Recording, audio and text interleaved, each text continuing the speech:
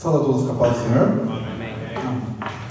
Motivo de muita alegria estar aqui à noite com os irmãos, mais esse domingo, principalmente por causa desse frio que está, né? E a gente poder ver todos os irmãos aqui, muitos que estiveram aqui pela manhã, que estão aqui pela noite, e os que não tiveram, assim como eu, possibilidade de estar aqui pela manhã, estão aqui à noite. Muita alegria a gente poder ver todos os irmãos aqui mais uma vez. Essa noite a gente vai estar iniciando mais uma série, conforme os irmãos podem ver lá, Igreja Missional, Doutrina, Comunhão, Partir do Pão e Oração. Nós vamos estar iniciando essa série, uma série de estudos no livro de Atos, buscando aprender com a igreja primitiva, né? Os irmãos que já tiveram a oportunidade de ler o livro de Atos, que entre outras coisas relata o início, a vida e a expansão da igreja após a ascensão de Jesus, através do trabalho dos apóstolos, futuramente dos diáconos e de todos os membros, toda a igreja envolvida naquela obra maravilhosa que o pouco que nós vamos estudar hoje e nos próximos domingos a respeito da igreja missional, da igreja, no livro de Atos, vai nos ensinar, através do exemplo, de como eles faziam, do que eles faziam e como eles faziam as coisas naquela época. É lógico que é tido como entendimento de todos que era um padrão elevadíssimo, o padrão de atividade, de vida da igreja. Alguns dizem até inalcançável para o restante das igrejas após a igreja primitiva. Mas, mesmo que talvez aparentemente se torne uma coisa inalcançável, ela serve de alvo, de objetivo, de meta, de modelo para nós como igreja, como modelo de igreja, como nós devemos nos comportar, como nós devemos viver na comunidade cristã dentro da membresia de uma igreja. Eu convido os irmãos a abrirem a Bíblia de vocês no livro de Atos, capítulo 2. Primeiramente nós vamos estar lendo do versículo 42 até o 47. Eu já adianto para os irmãos também que hoje especificamente nós não vamos ter slides. Eu tive um pequeno acidente com um copo de quase 1 litro de chá em meu notebook, que acabou inviabilizando eu estar fazendo os slides e desenvolver o sermão aqui essa noite como eu costumo fazer. Mas por causa disso, nós estaremos deixando de meditar na palavra de Deus. Deus ele tem um propósito em todas as coisas, como foi dito no início do culto, através dos louvores, e eu creio que tudo está debaixo da soberania, da graça de Deus, tantas coisas que nós consideramos boas como as que consideramos ruins. Amém? Livro de Atos, capítulo 2, do verso 42 a 47. E perseveravam na doutrina dos apóstolos e na comunhão, no partir do pão e nas orações. Em cada alma havia temor, e muitos prodígios e sinais eram feitos por intermédio dos apóstolos. Todos os que creram estavam juntos e tinham tudo em comum. Vendiam as suas propriedades e bens, distribuindo o produto entre todos à medida que alguém tinha necessidade. Diariamente perseveravam unânimes no templo, partiam pão de casa em casa e tomavam as suas refeições com alegria e singeleza de coração, louvando a Deus e contando com a simpatia de todo o povo. Enquanto isso, acrescentava-lhes o Senhor dia a dia os que iam sendo salvos. Amém? Vou fazer uma parada na leitura aqui para a gente explicar um pouco. No decorrer do relato de Lucas, aqui no livro de Atos, onde ele vai contando sobre o início, a vida e o crescimento da igreja, ele faz 3 paradas como essa para fazer um resumo de como que era a vida, a prática das pessoas que faziam parte daqueles que iam se achegando até a igreja de Cristo naquela época. Esse é um retrato daquele momento, de como as coisas aconteciam na igreja, de como o que eles praticavam, o que eles faziam, como os apóstolos ensinavam, o que os apóstolos ensinavam, como eles lidavam com as coisas diárias da vida da igreja, da comunidade que era a igreja de Cristo naquela época. Outro texto que ele vai fazer isso, como eu disse, são 3, continua no livro de Atos, capítulo 4, do verso 32 ao 35. Livro de Atos, 32 ao 35. Se você quiser, não precisa procurar, eu leio aqui. Capítulo 4, do verso 32 ao 35. Da multidão dos que creram, eram um coração e a alma. Ninguém considerava exclusivamente sua nenhuma das coisas que possuía. Tudo, porém, lhe era comum. Com grande poder, os apóstolos davam testemunho da ressurreição do Senhor Jesus. E em todos eles havia abundante graça, pois nenhum necessitado havia entre eles, porquanto os que possuíam terras ou casas, vendendo-as, traziam os valores correspondentes e depositavam aos pés dos apóstolos. Então se distribuía a qualquer um à medida que alguém tinha necessidade. Hein? Nós vemos que é um relato muito próximo do primeiro que nós lemos. E o último está no capítulo 5, do verso 12 ao 16. Atos capítulo 5, do 12 ao 16. Muitos sinais e prodígios eram feitos entre o povo pelas mãos dos apóstolos, e costumavam todos reunir-se de comum acordo no portico de Salomão. Mas dos restantes ninguém ousava juntar-se a eles. Porém, o povo lhes tributava grande admiração, e crescia mais e mais a multidão de crentes, tanto homens como mulheres, agregados ao Senhor, a ponto de levarem os enfermos até pelas ruas e os colocarem sobre leitos e macas, para que, ao passar Pedro, ao menos a sua sombra se projetasse em alguns deles. Afluída também muita gente das cidades vizinhas a Jerusalém, levando doentes, atormentados de espíritos imundos, e todos eram curados. Amém?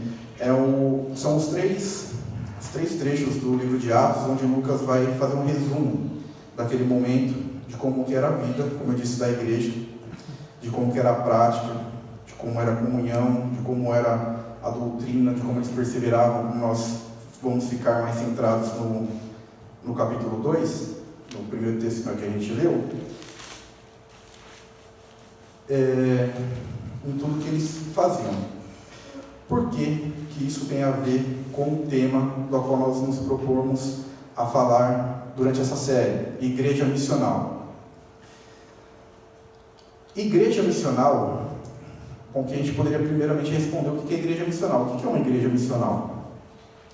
Igreja missional é uma igreja focada exclusivamente em cumprir a missão a qual o Senhor Jesus entregou a todo cristão. Ide por todo mundo, pregar o Evangelho.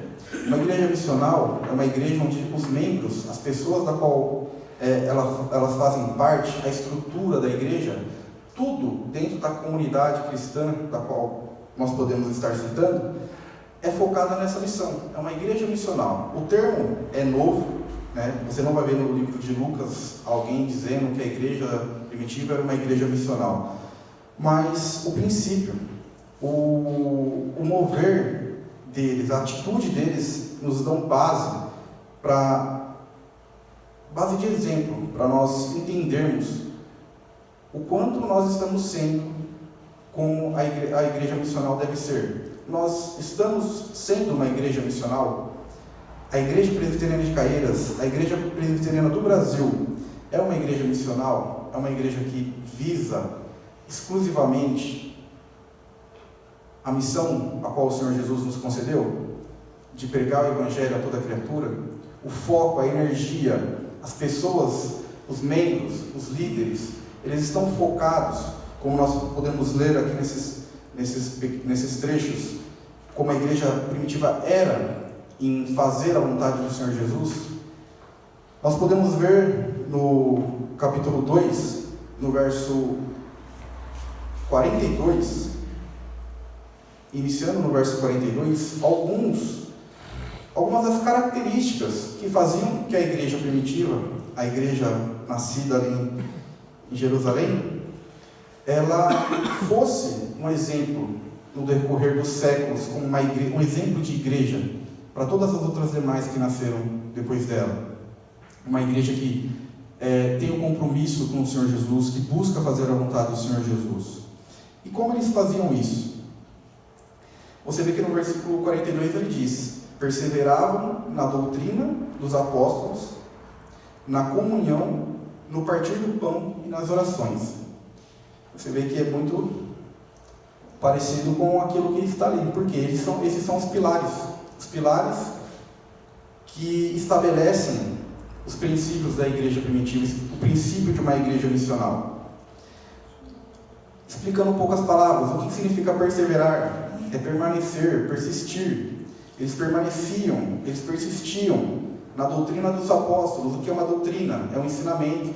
E por que no ensinamento dos apóstolos? Porque os apóstolos foram os que tiveram contato direto com o Senhor Jesus. Eles receberam os ensinamentos do Senhor Jesus, como nós vimos na série anterior sobre as parábolas do reino.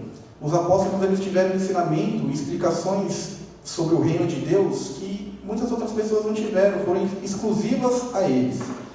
E a igreja, como diz aqui, ela permanecia, ela perseverava continuamente no ensinamento dos apóstolos a respeito do reino de Deus. Eles também perseveravam na comunhão. E o que seria comunhão? É uma palavra tão utilizada, nós usamos ela nos nossos louvores, mas nós sabemos o significado do que significa ter comunhão com o irmão que está ao seu lado, com o irmão que você vê aqui todo domingo. Ter comunhão com ele é ter sintonia de sentimento, sintonia de modo de pensar, sintonia no modo de agir e no sentir. Ter comunhão, ser uma igreja que tem comunhão, é ser uma igreja em sintonia, onde todas as pessoas da qual ali estão envolvidas, elas estão em sintonia. E levando para a questão missional, é uma igreja que está em sintonia em busca de realizar a missão da qual ela recebeu. Outra coisa também que eles perseveravam, era no partir do pão e nas orações. Partir do pão é referência à Santa Ceia, a ordenança da qual o Senhor Jesus deu aos apóstolos. Nas orações, perseverar nas orações. Quanto nós temos perseverado nas orações? A igreja primitiva, o texto fala que ela perseverava, permanecia continuamente em orações. São exemplos da qual nós temos que agregar no nosso dia a dia, focar no nosso dia a dia, se nós queremos ser uma igreja que busca levar o Evangelho do Reino de Deus às pessoas, aos necessitados, aqueles que precisam de esperança, aqueles que precisam ter as suas cargas aliviadas, aquelas pessoas que precisam, assim como nós precisamos, e continuamente precisamos da presença do Senhor Jesus na vida deles. Transformação de vida, transformação de caráter, transformação de modo de pensar. Todos nós precisamos, assim como as pessoas que ainda não conhecem o Senhor Jesus, todos nós, eles que não conhecem ainda a presença do Senhor Jesus, nós que também já conhecemos e buscamos conhecer cada dia mais, todos nós continuamente precisamos estar ligados, se relacionando com o nosso Deus. E a igreja primitiva, ela tinha, como eu posso dizer, êxito dentro da missão da qual ela recebeu. Nós podemos ver isso em alguns exemplos, Naquilo que a gente leu, você pode ver que nas 3 partes é dito algo parecido como isso. Enquanto isso, acrescentava o Senhor dia a dia os que iam sendo salvos. Eram constantemente acrescentadas pessoas à fé cristã, à igreja primitiva. Nós vemos que no capítulo 1 é mencionado que é feita uma assembleia. Entre os 10 dias que ocorreram entre a ascensão de Jesus e o Pentecostes, é feita uma assembleia da igreja de 120 pessoas, mais ou menos, que havia ali, para a escolha do substituto de Judas. Depois de Judas ter sido enforcado, como é citado no próprio texto, eles fazem a escolha do substituto. E eles vão buscar em duas pessoas que estavam acompanhando eles desde o início. E é escolhido Matias, através de um meio que eles estabeleceram lá para a escolha, e é escolhido ele. É interessante destacar que naquele momento o texto fala que a assembleia era composta de cerca de 120 pessoas, né? Vamos dizer que a igreja nasceu mais ou menos com esse número, uma assembleia, muito parecido com, vamos dizer, o número de pessoas que nós temos no hall de membros da nossa igreja hoje, próximo. E entre aqueles 10 dias, entre a ascensão de Jesus e 10 dias após, acontece o Pentecoste. O que acontece no Pentecoste? O Espírito Santo desce sobre aquelas pessoas, acontece tudo aquilo que é relatado. Pedro faz um discurso, devido às pessoas acharem que eles estavam embriagados. E através do discurso de Pedro, 3.000 pessoas são batizadas. Num único dia, num único momento. 3.000 pessoas são acrescentadas naquela igreja. A igreja no início. Você consegue imaginar a nossa igreja recebendo 3.000 pessoas de uma vez? Será que a gente teria estrutura, capacidade de lidar com isso, de organizar isso? 3.000 pessoas, uma igreja que tem 120, 3.000 pessoas de uma só vez? E aí o texto segue que logo após o batismo dessas 3.000 pessoas é que a gente vai começar o texto que a gente leu no começo, que é esse texto de Atos 2, do 42 ao 47. Muitas pessoas trabalhavam em prol da igreja, os membros trabalhavam efetivamente em prol da igreja. E aí você vai ver que logo após esse episódio, Pedro e João eles sobem ao templo, e tem um coxo de nascença que ficava constantemente lá na porta. E Pedro cura, no nome do Senhor Jesus, aquele homem. E também faz um discurso para todas aquelas pessoas que frequentavam o templo naquele dia. E no final do discurso de Pedro, isso lá no capítulo 4, versículo 4, o texto fala que depois, após o discurso de Pedro, o texto diz aqui, muitos, porém, dos que ouviram a palavra e a aceitaram, subindo o número de homens a quase 5.000. Não foi acrescentado, não teve um acréscimo de 5.000. O número geral da igreja do que tinha, chegou a um número próximo de 5.000 homens. 5.000 homens representavam famílias, geralmente, né? O homem, naquela época, ele tinha família, e quando você fala homem, foi acrescentado quase 5.000 homens, é porque foram provavelmente famílias acrescentadas. Você imagina o crescimento exponencial desses números acontecendo num período, ali, vamos dizer, curto. Quantas igrejas passam anos e anos, décadas e décadas, com aquela mesma quantidade de membros? E ali você vê o crescimento da igreja se tomando proporções gigantescas, que foram se espalhando pela região e alcançando os confins da terra, chegando até o dia de hoje aqui. Mais de 2.000 anos depois, quase, nós estamos aqui, nós somos frutos da igreja primitiva, começou lá atrás. Cerca de 2.000 anos, o mover do qual o Senhor Jesus fez lá na terra da Palestina, ele chega até o dia de hoje aqui. E nós somos frutos, nós somos descendência da igreja primitiva no decorrer dos séculos. E é interessante a gente notar esse crescimento, essa estrutura, como nós podemos ver nos textos, de como eram feitas as coisas.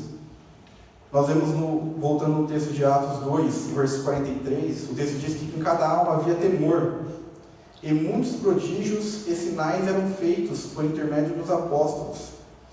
É interessante destacar essa palavra temor, que muitas pessoas entendem como medo, horror, mas não, a palavra temor, quando ela se refere a Deus, ela não está nesse sentido de temor. Quando nós falamos de temor ao Senhor, até que o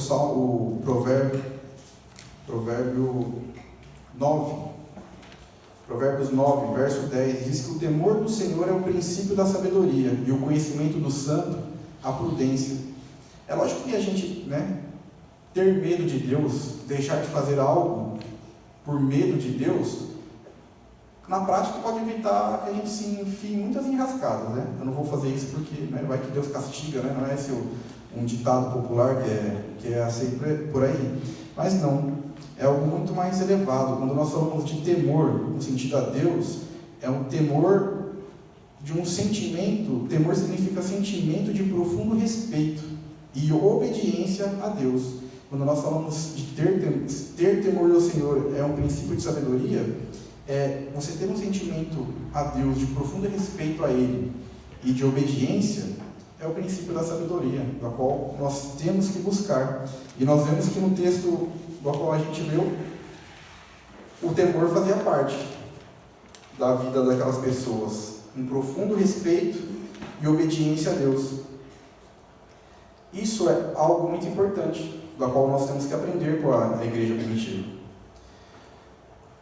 Continuando o texto, todos os que creram estavam juntos e tinham tudo em comum.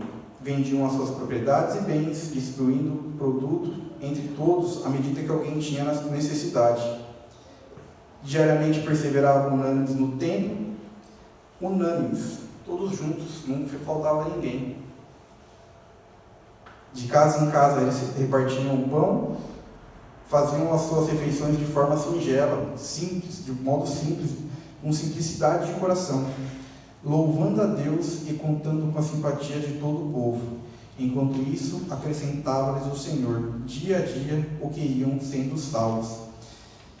E aí é importante a gente notar, né, essas características, né?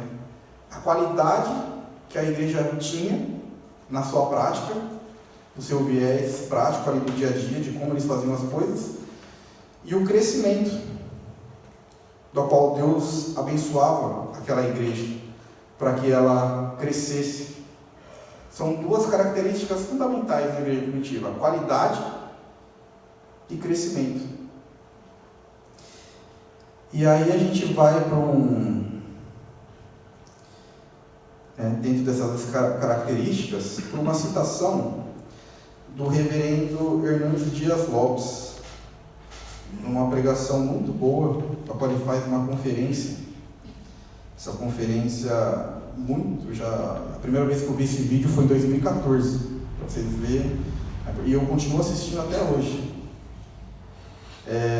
O título da pregação dele é A Importância da Pregação Expositiva para o Crescimento da Igreja. Eu tive a oportunidade de compartilhar com alguns irmãos aqui que gostaram, e assim como eu, eles conversando depois, eles falaram que eles tiveram a mesma concepção. Muda, os 55 minutos, eu acho que de uma pregação que você vai mudar a sua visão, principalmente sobre pregação e sobre crescimento de igreja. Eu aconselho os irmãos a assistirem, é só jogar no Google que vocês vão achar. Hernandes Dias Lopes falando sobre pregação expositiva.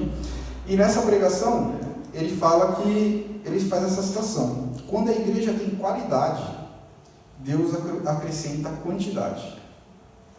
Quando uma igreja tem qualidade, Deus acrescenta quantidade. E nós podemos ver essa máxima em prática na igreja primitiva, né? Nós vemos a qualidade que era praticado, tudo ali para aquelas pessoas em amor, tudo que eles faziam. E nós vemos o crescimento que aquela igreja teve. E isso serve como exemplo para nós, para a nossa igreja, mesmo sendo nesse século, tantos anos depois. E é isso que eu gostaria de, nessa noite com os irmãos, meditar em 3 pontos. Na qualidade do nosso ser cristão, do nosso ser igreja, nas práticas, naquilo que nós fazemos ou deixamos de fazer como igreja. Dos erros que o Hernandes Dias Lopes também cita nesse vídeo, essa pregação, é que pessoas preocupadas com o crescimento de igreja, né, com a expansão do Evangelho do Reino de Deus, costumam perguntar: o que eu devo fazer para a minha igreja crescer? Né? dentro do molde de igreja missional que a gente tem buscado apresentar. O que eu devo fazer, ele diz, o que eu devo fazer para que a igreja cresça?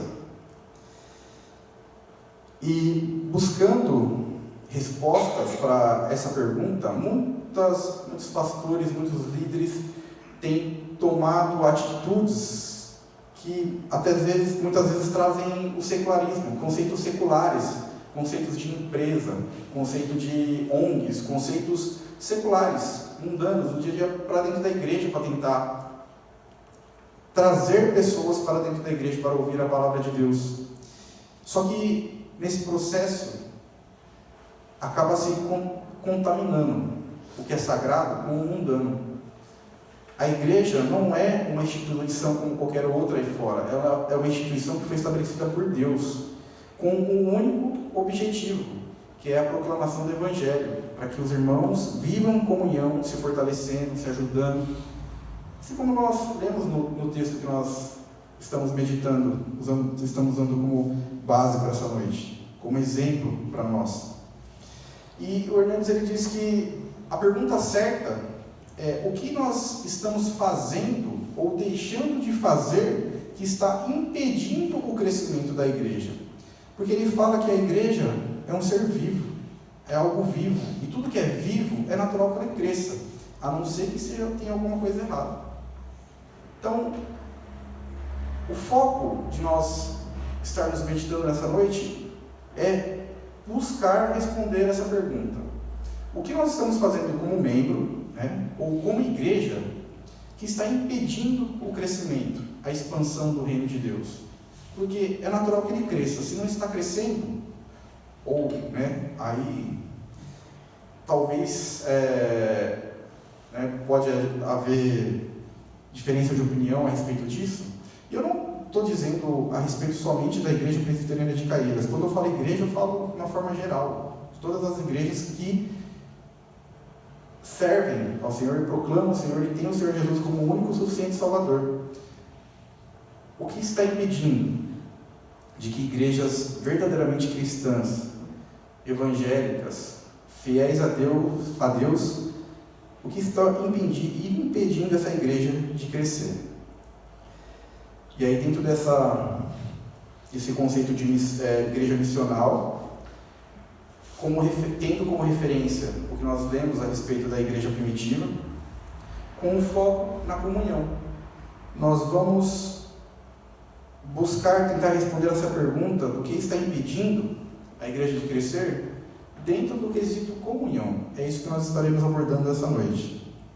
E nós estaremos buscando essa resposta, abordando algumas situações que podem atrapalhar a comunhão da igreja. Vocês lembram o que significa comunhão? Significado: sintonia de pensamento, sintonia de agir,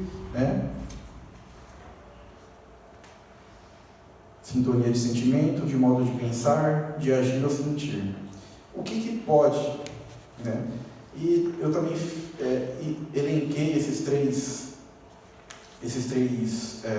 pontos a respeito do que pode atrapalhar a comunhão da igreja, baseado em situações, dificuldades que a igreja enfrentou. A igreja primitiva também enfrentou. Por mais que eles eram organizados, por mais que eles faziam aquilo como era feito, eles também tiveram dificuldades. E a primeira dificuldade, nós vamos, nesse sentido, sobre comunhão, está lá em Atos 6. Atos 6, versículo 1 diz: Ora, naqueles dias, multiplicando-se o número dos discípulos, houve murmuração dos helenistas contra os hebreus, porque as viúvas deles estavam sendo esquecidas na distribuição diária. E aí, essa a gente só vai estar lendo aqui, e aí que também é instituído os diáconos. O que estava acontecendo? As viúvas helenistas, havia duas categorias de judeus naquela época: os helenistas e os naturais de Jerusalém. Os helenistas eram judeus que não haviam nascido em Jerusalém, eram judeus que, como Paulo, havia nascido fora de Jerusalém, e a sua fala, a sua língua era grega, e os judeus, o hebraico.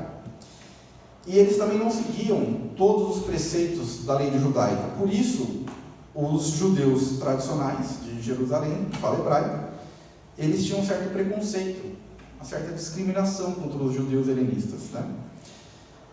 Isso, né, esse tipo de preconceito, o judeu tradicional achar que é melhor ou que tem mais direito do que os outros, nós vemos, né, é uma característica, talvez negativa, desse povo em toda a Bíblia. Mas ali acontecia isso, tinha os dois tipos de judeus, os helenistas e os tradicionais de Jerusalém, e mesmo aqueles que se convertiam ao cristianismo, eles mantinham essa diferença entre eles, esse preconceito entre eles. E como nós lemos lá atrás, todas as ofertas que eram trazidas diante dos apóstolos eram administradas e distribuídas às pessoas que faziam parte daquela igreja. Distribuído para quem necessitava, né? O texto diz lá, conforme a necessidade, era distribuído para aquelas pessoas. Por isso que eles eram abençoados pela graça, que ninguém tinha necessidade de nada. Os apóstolos, eles administravam de uma forma de que eles cuidavam, inclusive na questão de comida financeira, de todos os membros daquela igreja. E nós vemos aqui que, por ser helenistas, as viúvas, dentro da tradição judaica, era comum eles cuidarem das viúvas, agora fugiu a palavra, dos órfãos, das viúvas, dos órfãos, eu acho que dos idosos. Eles tinham que cuidar, era tradicionalmente aceito por eles cuidarem dessas pessoas, porque eles não tinham como se manter. Então eles tinham que ser cuidados por alguém, e a igreja cuidava, e eles distribuíam os pães entre aquelas pessoas, só que por preconceito, por algum motivo ali, elas não estavam recebendo. E aí é estabelecido um meio pelo qual eles estabelecem diáconos, para que os diáconos pudessem estar organizando, né? Nós vemos que é menos de uma dezena de diáconos que é escolhido ali para essa tarefa, e nós não podemos acreditar que 8, 10 pessoas serviam pão para 5.000 pessoas. Eles tinham outras pessoas que auxiliavam eles, né, nesse trabalho de servir as mesas. Mas o problema aqui, que eu gostaria de focar com os irmãos para responder essa pergunta aí sobre comunhão, qual que é o foco do problema? O que motivava aquelas pessoas a não servirem aquelas pessoas? Primeiro, preconceito. E com esse preconceito, eles faziam acepção de pessoas. Nós vemos que fazer acepção de pessoas, tratar as pessoas de modo diferente das demais, uma pessoa eu trato de um jeito, a outra eu trato de outro, aquele irmão eu cumprimento, na hora que eu chego, aquele outro irmão eu não cumprimento. Isso tudo está baseado em relacionamentos entre pessoas. E o modo como nós nos relacionamos com as pessoas, ela pode impactar profundamente na comunhão de uma igreja, se nós não tivermos discernimento e sabedoria em como agir, em como nos relacionarmos com as pessoas, e principalmente se nós fizermos acepção de pessoas. É algo que aparentemente é algo simples, é algo que às vezes você pode estar achando que até elencar isso como algo que atrapalha a comunhão da igreja, exagero, mas é algo silencioso. É algo que acontece hoje, e muitas vezes a pessoa se não manifesta, mas ela guarda aquilo para ela, e aquilo vai mudando, vai transformando o relacionamento que ela tem com aquelas pessoas. Falando sobre acepção de pessoas, hoje eu vi uma reportagem no jornal que muito me entristeceu, né, porque fala direto a mim e a minha família. Como exemplo, a gente viu numa reportagem onde tinha uma criança. As mães hoje em dia fazem muito isso, né? A criança, quando está na escola, fazem grupinho, né, para falar a respeito da escola, coisas que acontecem, e as mães estão todas ali e falam. E uma das mães ia fazer o aniversário de uma das crianças de 2 anos mais ou menos. E uma das mães viu aquela movimentação, né, e perguntou do que se tratava. A mãe da criança que estava organizando a festa falou: olha, eu estou organizando a festa da minha filha, eu estou chamando todas as pessoas aqui, isso porque elas se consideravam amigas, né? Tanto a pessoa, uma como a outra. Mas eu não vou chamar seu filho. Criança de 2 anos. Mas por que não vai chamar meu filho? Não, porque eu sou um filho autista. E as crianças têm medo dele, vai interferir na festa, então você me desculpa, mas eu não vou chamar essa criança, o seu filho. Isso deu uma repercussão gigantesca. Nas redes sociais, saiu em reportagem. A discriminação, a pessoa discriminando uma criança de 2 anos simplesmente pelo fato de ela, as outras crianças não compreenderem a situação dela e terem medo da criança, né? Isso chamou minha atenção, e por motivos óbvio, mas é um exemplo. Isso que foi tratado abertamente. Isso é um exemplo. Mas isso aconteceu baseado em preconceito? Aconteceu. Mas quantas vezes nas nossas decisões, vamos continuar nesse exemplo de festa, de escolher pessoas para chamar para uma festa que você esteja organizando, um aniversário, qualquer coisa que seja, você, intencionalmente ou não, você pode estar fazendo acepção de pessoas. Você pode estar chamando pessoas, por exemplo, eu faço uma festa, e aí eu chamo o Felipe, chamo o Rafael, e aí por algum motivo eu não chamo o Henrique. O Henrique, ele vai questionar, Se ele acha a cabeça dele que eu deveria chamar ele, a gente tem uma amizade, não sei o quê, ele vai se sentir magoado, ele vai se sentir triste com aquela situação. Agora, se ele entende que ele, realmente a gente não tem tanta intimidade assim, tanta amizade assim, ele mesmo, se você chamasse, talvez ele falaria que não dava, arrumaria uma desculpa, não iria na festa. Mas se ele, baseado no relacionamento que tem com você, ele considera que foi uma falta de consideração sua, você não ter chamado ele para aquela situação, você está criando uma situação, intencionalmente ou não, que pode dar frutos muito negativos no relacionamento. Dependendo de como a pessoa ela pode chegar em você: poxa, eu fiquei magoado de você ter feito no teu chamado, você conversar com a pessoa e resolver a situação.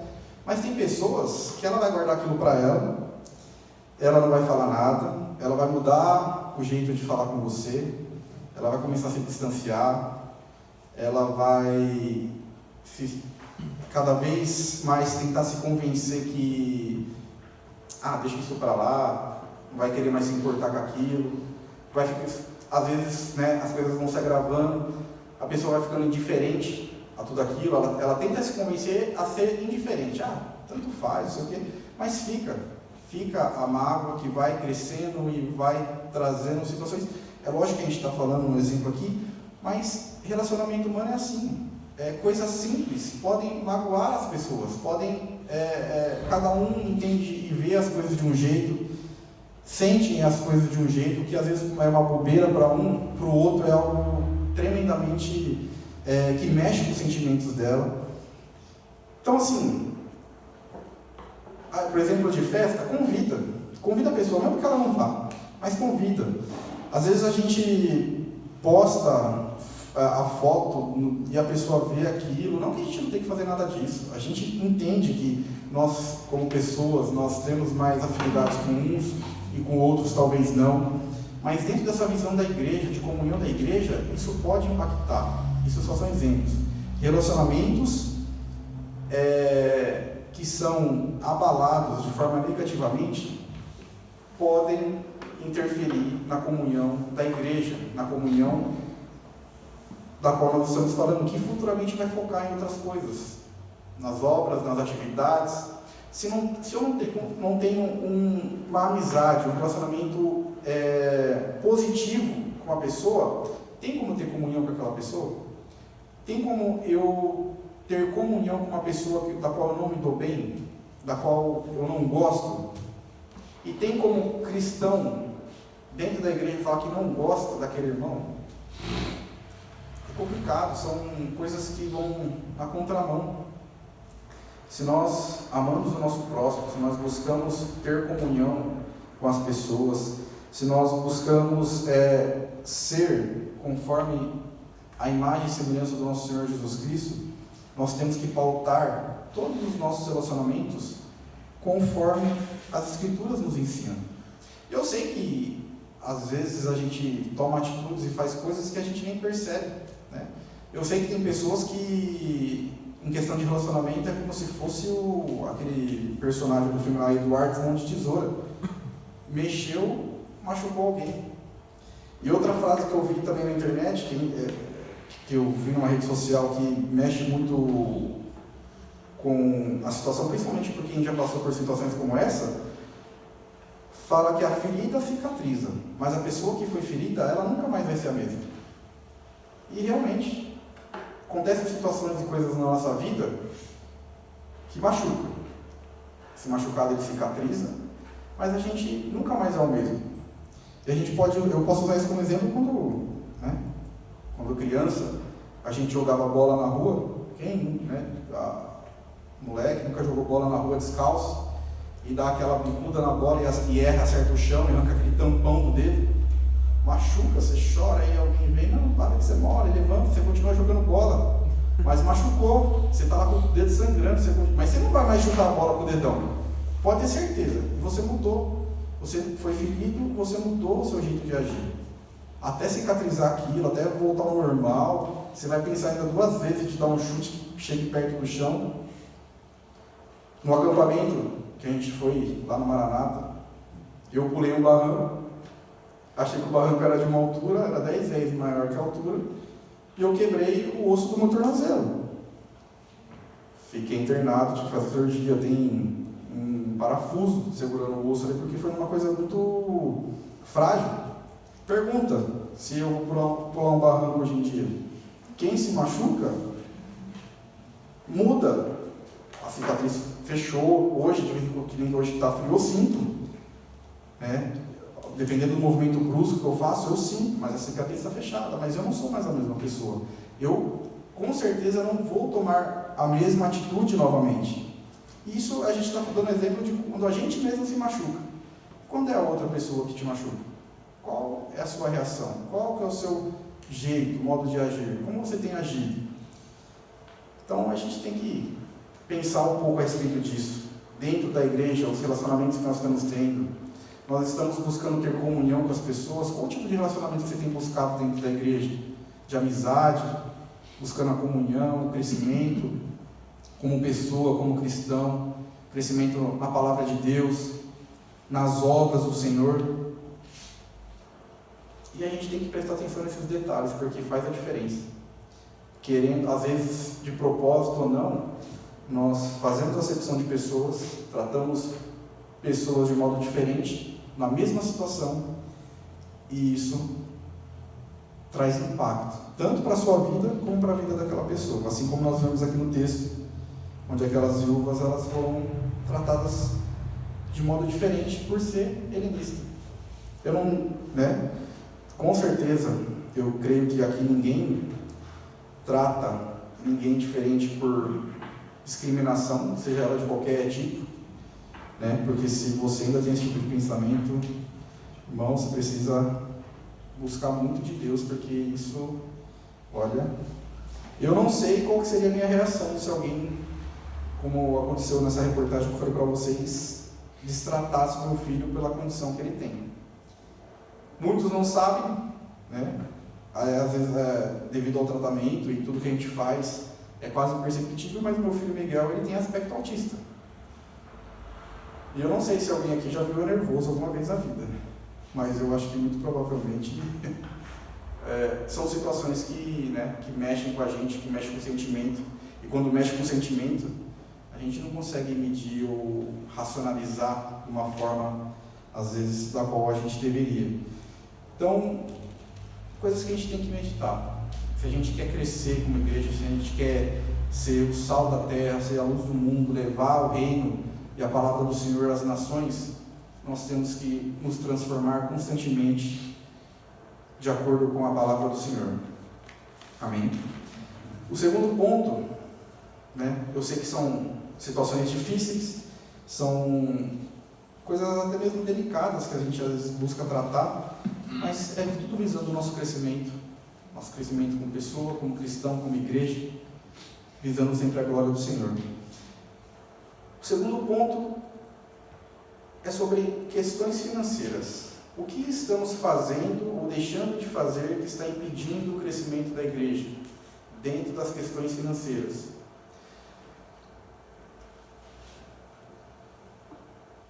Nós vemos nos textos que nós lemos, né, que tem um trecho: em todos eles havia uma abundante graça, pois nenhum necessitado havia entre eles, porquanto os que possuíam terras ou casas, note que está no plural, ninguém vendia a única casa que tinha, o único terreno que tinha para ofertar, era aqueles que tinham terrenos e casas, vendendo-as, traziam os valores correspondentes e depositavam aos pés dos apóstolos.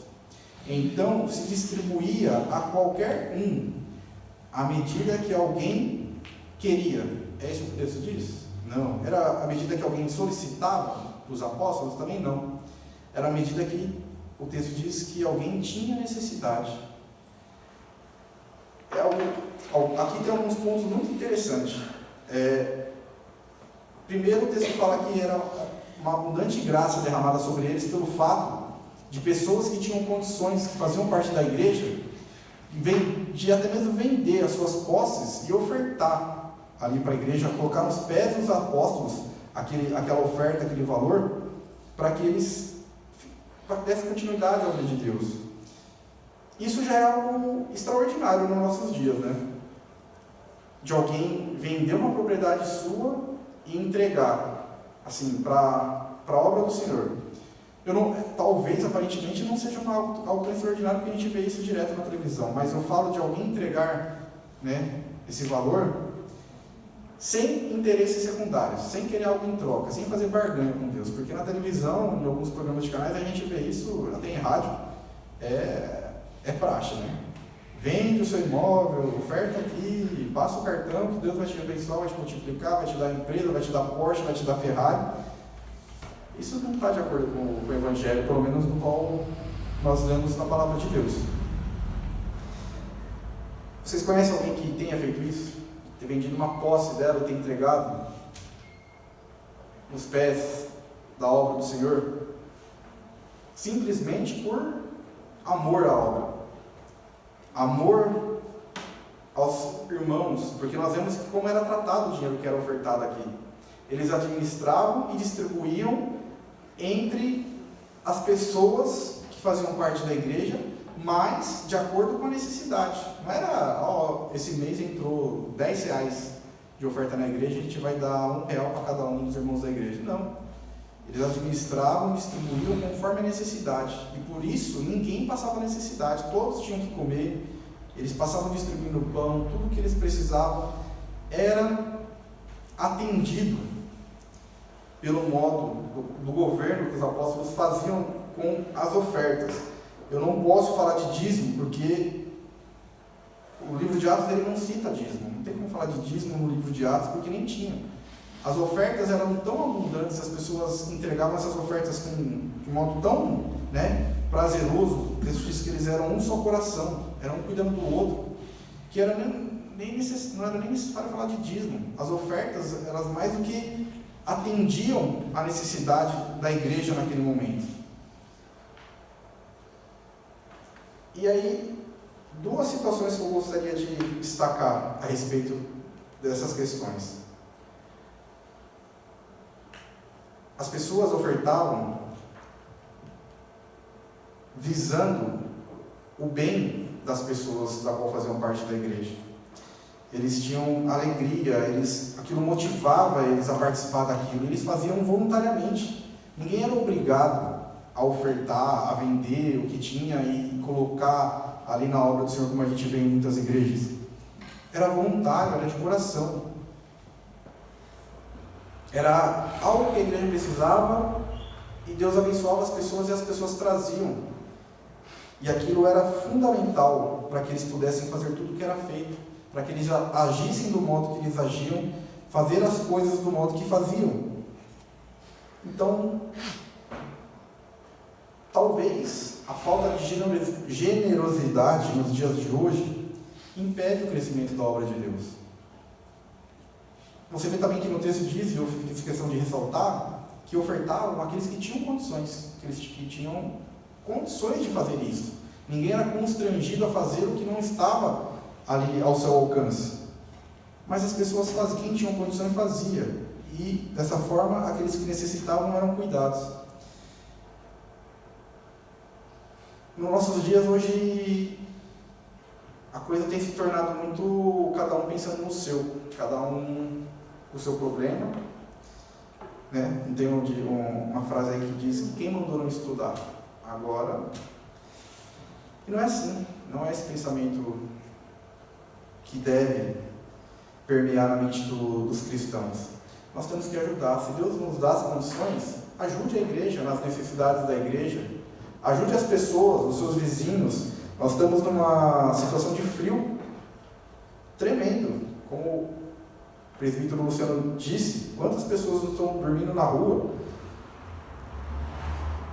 Onde está a generosidade do povo de Deus em ofertar, em ajudar quem precisa, ajudar nas necessidades da igreja?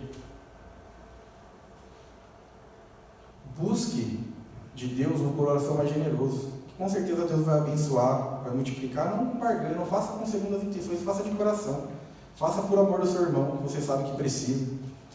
Às vezes a falta de comunhão é tremenda, que às vezes dentro do próprio convívio nosso tem pessoas que precisam tanto, e você está aí, você canta hinos que a gente canta, que a gente vai cantar, né? Que a gente é uma família, que nós precisamos um do outro. Mas como isso acontece na prática?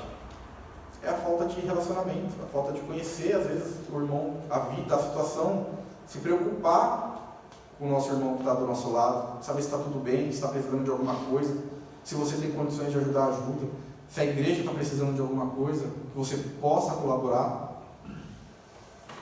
Essa é ter um coração generoso, voluntário, da qual Deus se agrada. E por outro lado, nós vemos que as pessoas elas poderiam pegar essas ofertas e distribuir para os pobres, como esmola ou outro tipo de situação. Mas não, eles traziam todas as ofertas e colocavam nos pés dos apóstolos, e eles que administravam tudo aquilo. Isso nos conota a importância e a seriedade do trabalho de uma liderança, do trabalho de presbíteros, de pastores, de diáconos, que compõe uma liderança eleita. Nós sabemos que diáconos e presbíteros, na Igreja Presbiteriana do Brasil, eles são eleitos pela própria igreja para tomar as decisões, governar a igreja. Governar a igreja, mas de que modo?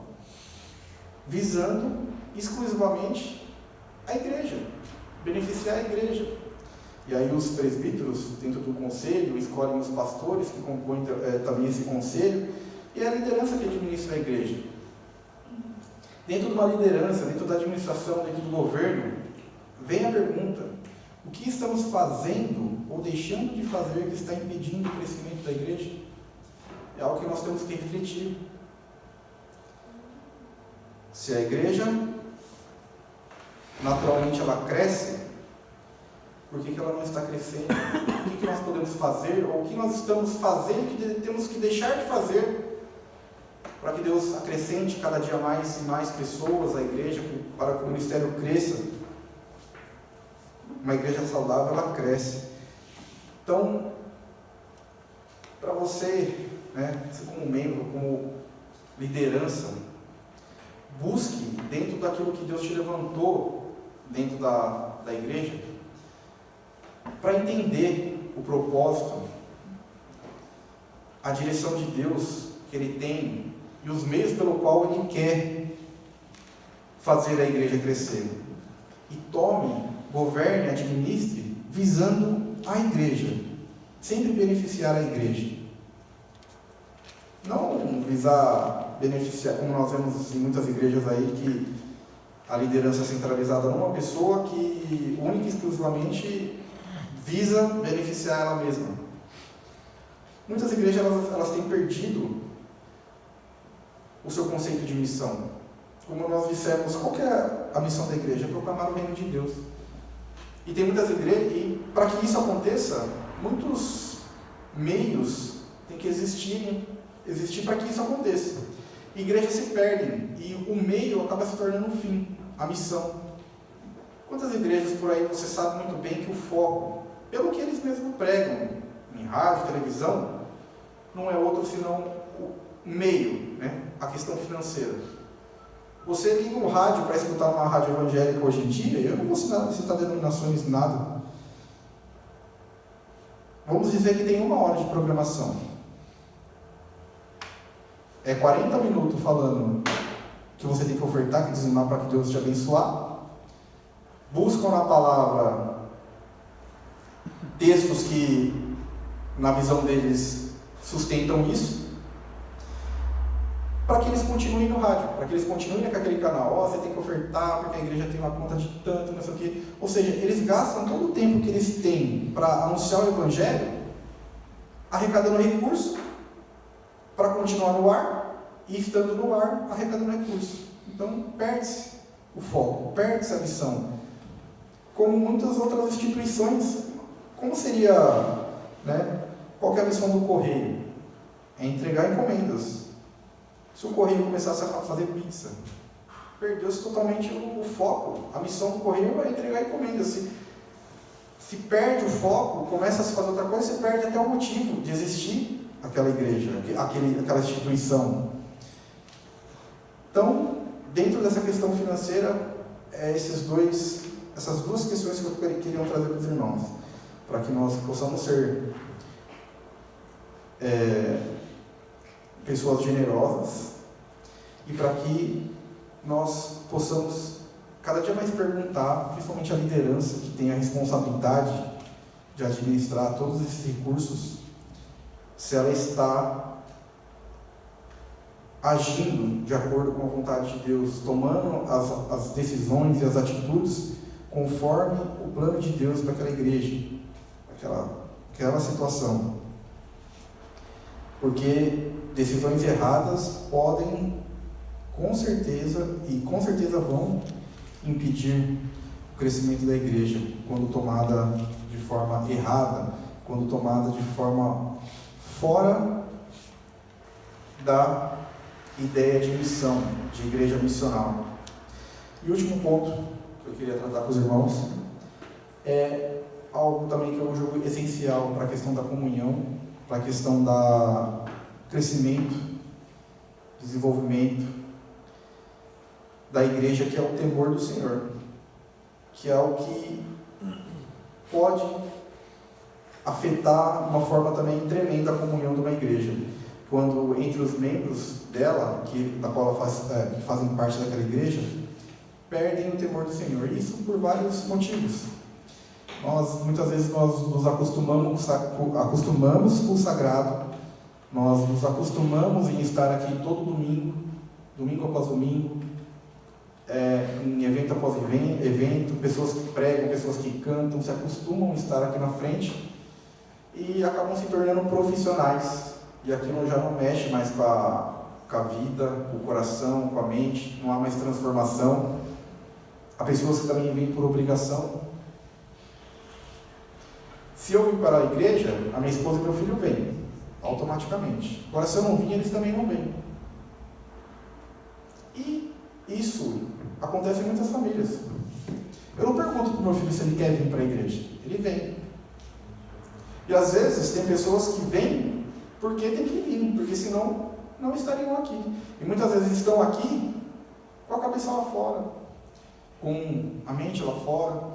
Eu, antes de vir para a igreja presbiteriana, antes de fazer a faculdade de teologia, eu era de uma igreja pentecostal.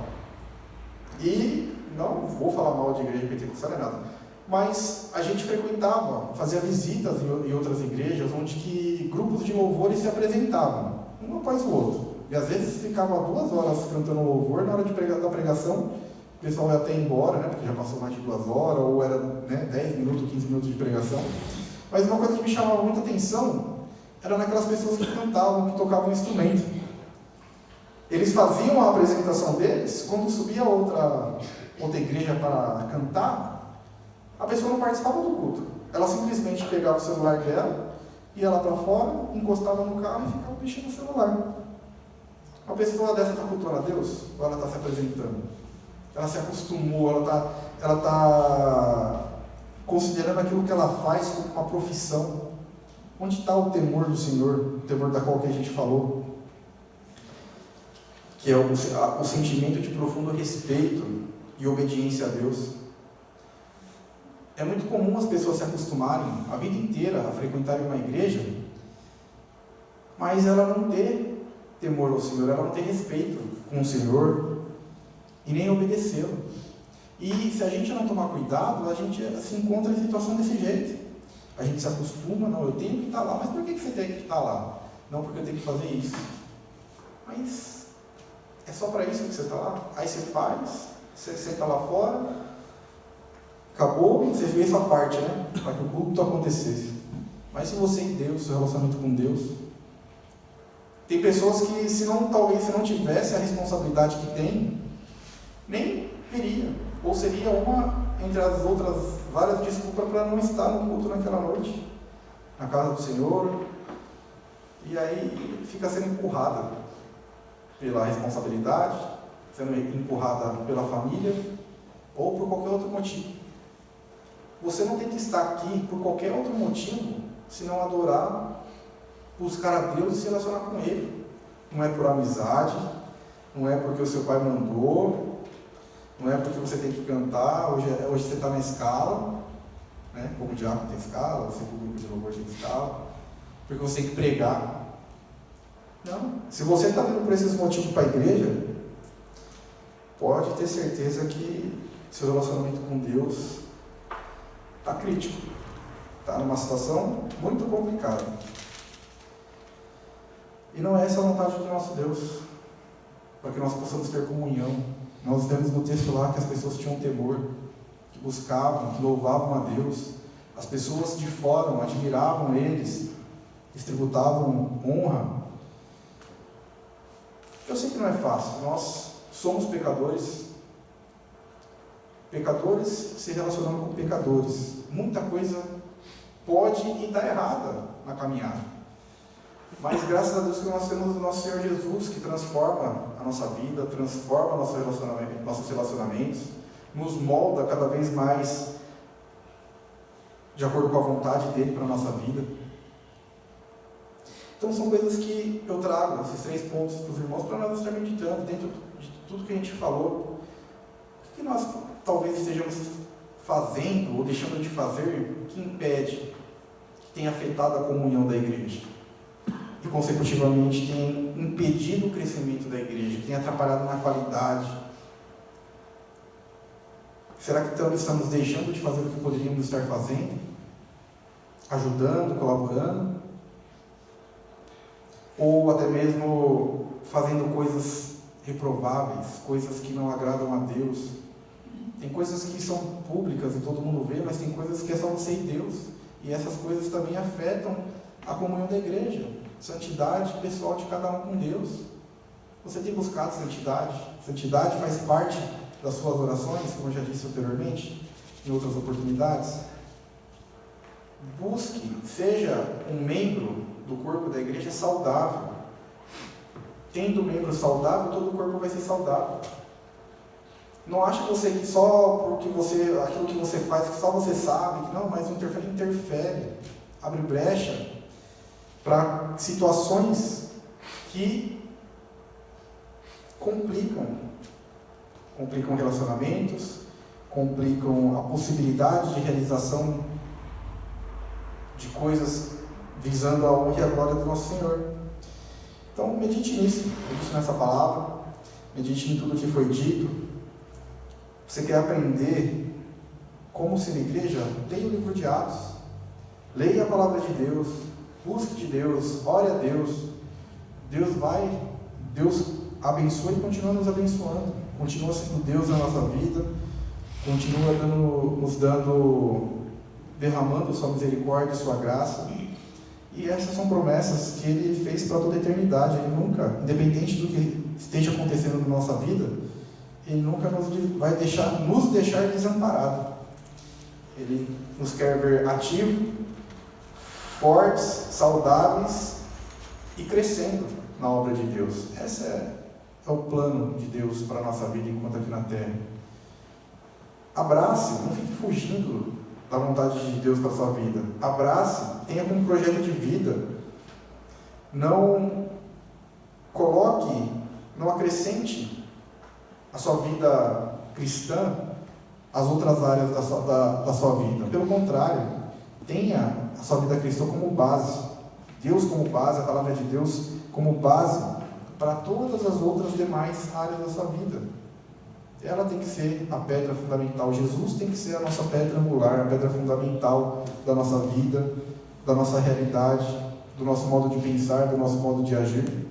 E não vãs filosofias, doutrinas e tantas outras coisas mais. Busque de Deus, busque pensar de Deus as coisas para a sua vida, amém?